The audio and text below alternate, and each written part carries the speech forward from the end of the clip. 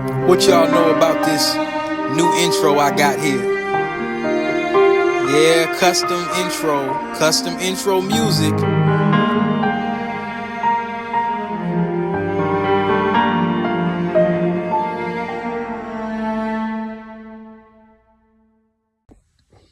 What's up, y'all? Hope the audio is clear and the audio is good. Gonna do a little story time. I made a post in the section, not the guidelines section, but the section where I talked about what do they call that?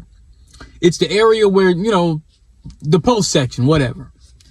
I'm not gonna play semantics, but the post section I posted, what do y'all think about me doing reaction videos? I like clowning just a little bit. What do y'all think about me doing reaction videos to like tech stuff, movies and stuff? This is supposed to be a tech channel, but I'm like, do I gotta limit it just to talking about the woes and of IT, and do I gotta do that? Does it have to be that? It's kind of bright out here. So does it necessarily have to be that? Or can I do what I want to do?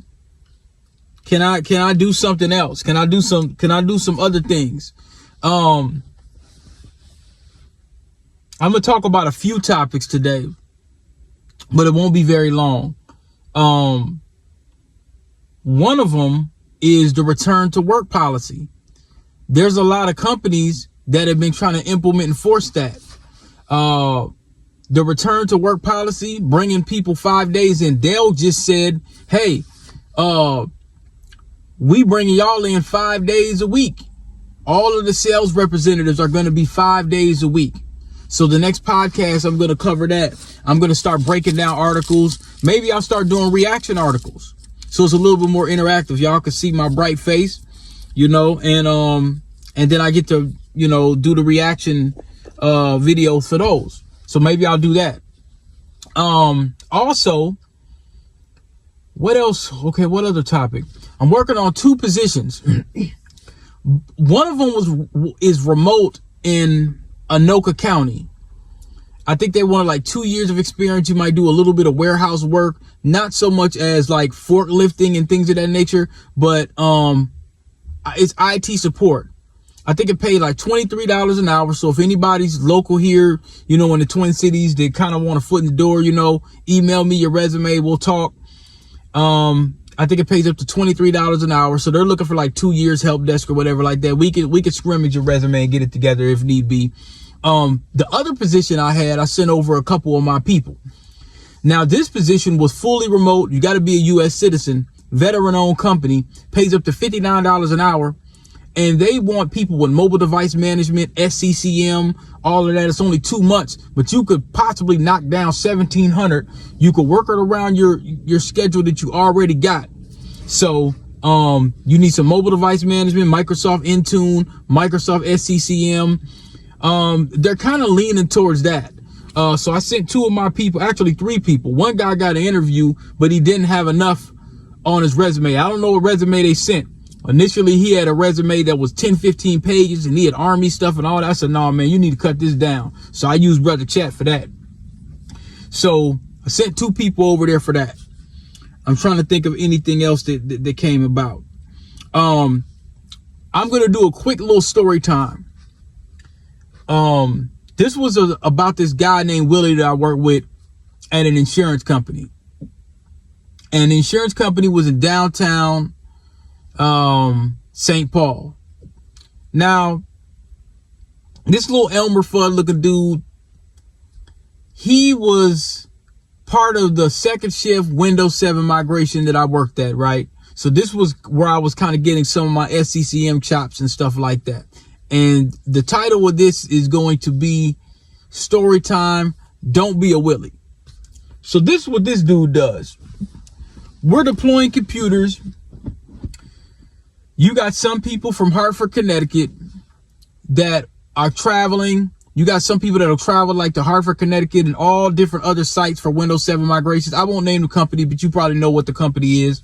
Maybe I'll reveal it later on. It was actually, to me, they actually have one of the best help desks that they got. Matter of fact, I'll just go ahead and say it. Ain't no sense of lying. It was a good contract. Travelers Insurance. So I started working there, right?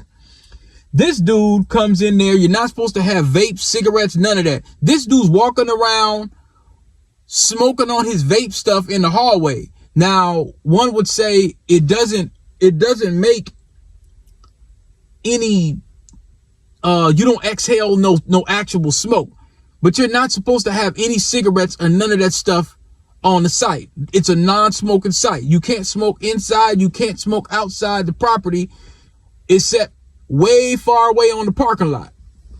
So he's just using his blind and present to the fullest extent. All right. So now we're supposed to be working second shift. When you get done with your deployments, you're supposed to kind of stay. Sometimes they'll let you go home and they'll pay you for the whole 8 hours. So when you deploy machines, for some reason, my machines always took all night long. But you would have certain team leads that would be like, all right, you done? Go ahead and roll out. This was like my first contract when I was getting like 25 an hour. Around that time, like I was rolling. Now, me not knowing, I probably should have got more. Some people were getting less.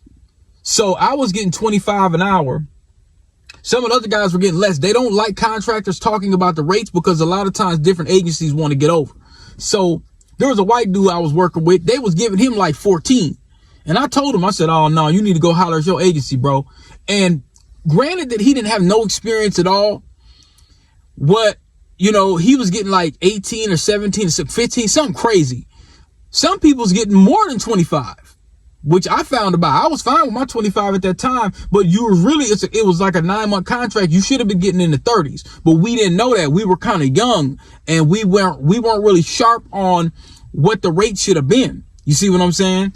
But, the company that sent me over, I really liked the agency. They were paying rates that were higher than Minnesota rates because they were in the East Coast.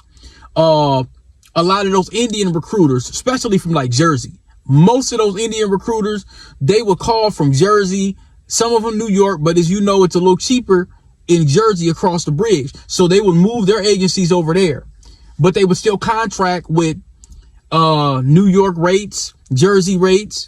So back to this Willie dude.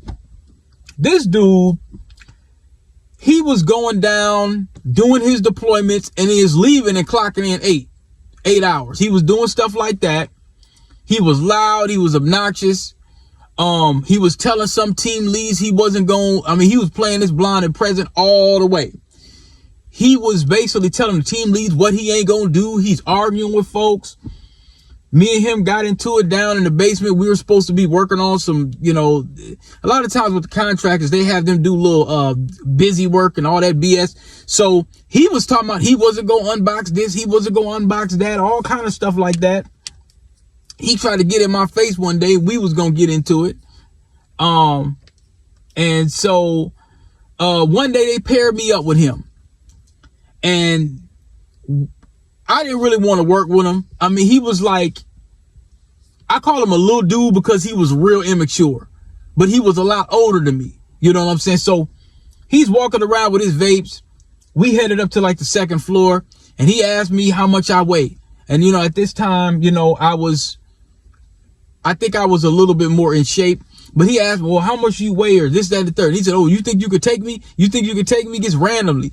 And I'm just like, dude, you will get dog walked. You will get dog walked out here, you know? And so he's laughing. Ha, ha, ha. Oh yeah. Let's go to the second floor. So now I got to deploy stuff with him. And I'm like, oh man, I don't want to work with this dude. This dude gets in the elevator. It's like, it's 3 ladies and they was, yeah, you know, they was decent, you know, little Karens or whatever.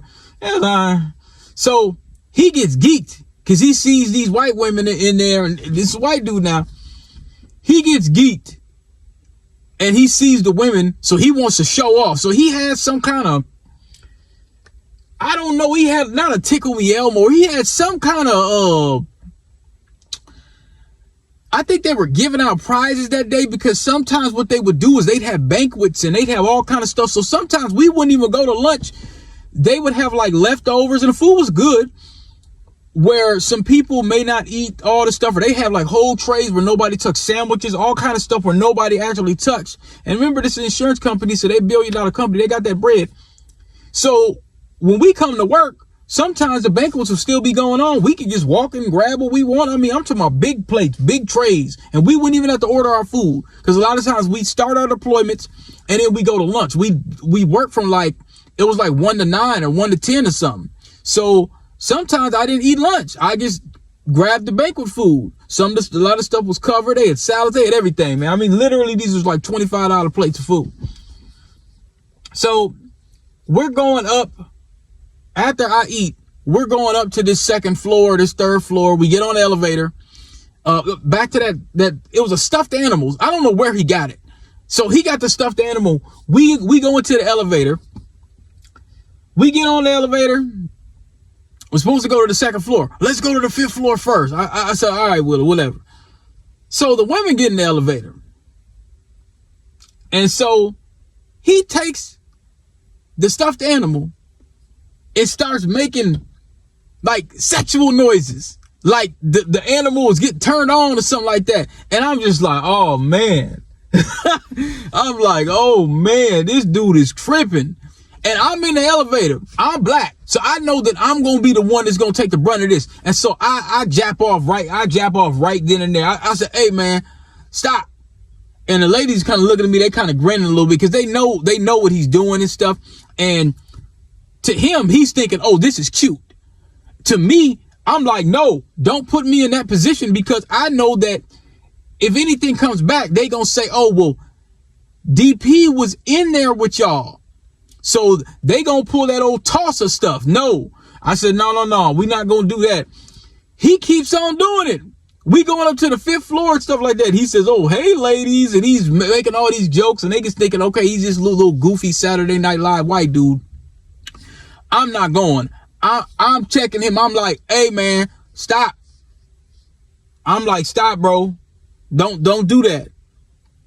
And they walk out the elevator. They look at me smiling and grinning. I said, no, you're not gonna put me in no tosser situation with these white women. Oh man, don't worry about it, man. They probably like you or something, man. Just goofy as it gets, retarded, goofy as hell. We get off the 5th floor. We get off at the 5th floor where we going. And I said, Willie, don't do that, bro. Do not do that. I mean, now it's funny, but at that time I was hot. He said, oh man, you're taking it easy, you know? So he would do stuff like that. And so, you know, at one point they had a manager, I won't say her name. She was one of the fairest managers that I've seen. A lot of times in the IT industry, when you get a manager, a lot of times you get 90% of the time you get Karens. They be a trip. But she was overly fair, like overly forgiving, like too.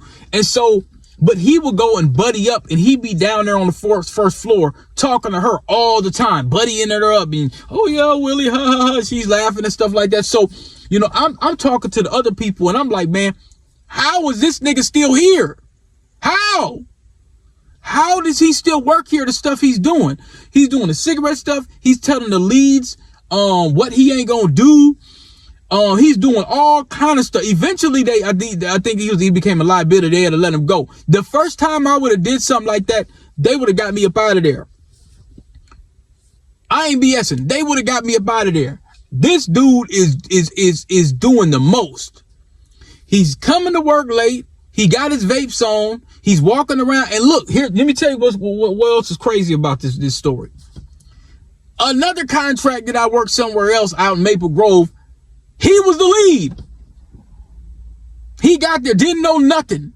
Didn't know anything. I'm coming in there. Oh, I remember you. We worked together before, man. How you do this? Didn't know SHIT. Didn't know nothing. He didn't know anything. Just blind and present. He didn't know nothing. And I remember that I said, don't be a Willie, y'all. Don't go in there and start breaking rules and doing stuff like that. And just obnoxious, just doing the most. And when they paired me up, he be getting into it with almost everybody. There's a few people he didn't get into it with that kind of match his personality. But you know, like, but I will say this, that one of those migrations, that was kind of the turning point in when I was starting to use SCCM, because there was a brother there. I don't know if he works there no more. but he was one of those brothers. He looked just like Mike Dean, the brother that made the PC. He made the ISA architecture so folks could play with you know, like the voodoo video cards and stuff like that. He looked just like Mike Dean. He favors the hell out of Mike Dean. Not Mike Dean, Mark Dean. I said Mike Dean from Rap A Lot production. Shout out to Mike. Shout out to Mike Dean. Mike Dean makes some courageous beats. Mike Dean. Mark Dean. Mark Dean. He looks just like Mark Dean. He was like the SCCM engineer. He knew 10 times more than all them other white dudes and everything. And there was another SCCM dude that had a position above him, but he didn't really know shit. He just knew what he learned from the brother. But the white dude got all the credit. He was some dude from Europe. Real obnoxious bastard. He was from Europe or something, or the UK or something. Had a little accent. So, but working with, I'll call him Mike Dean, the brother. I'll just call him Mr. Dean because he looks like Mr. Dean. I know his real name, but I won't say it. He took a liking to me because while the other guys, most of the guys, once you set your computer, your deployment, you can just go off and just F off. And me, I'd be trying to sit there and really learn, like, okay, what are these, what they call status codes? So they would show logs. When you're using the SCCM console, it would show logs for status codes. So if there's an issue, and this is a game for y'all, it might be a little old, but if there's an issue with the machine that you're pushing the Microsoft image, whether it's XP 7, 10, 11, Windows 11, there's what they call machine policy retrieval settings. You could go into, I think there was a thing that I used called CMS Trace. But I believe that was in the console itself back at my desk. But what I would do is at my desk, I can RDP with the IP address of the desktop if I needed to reboot it.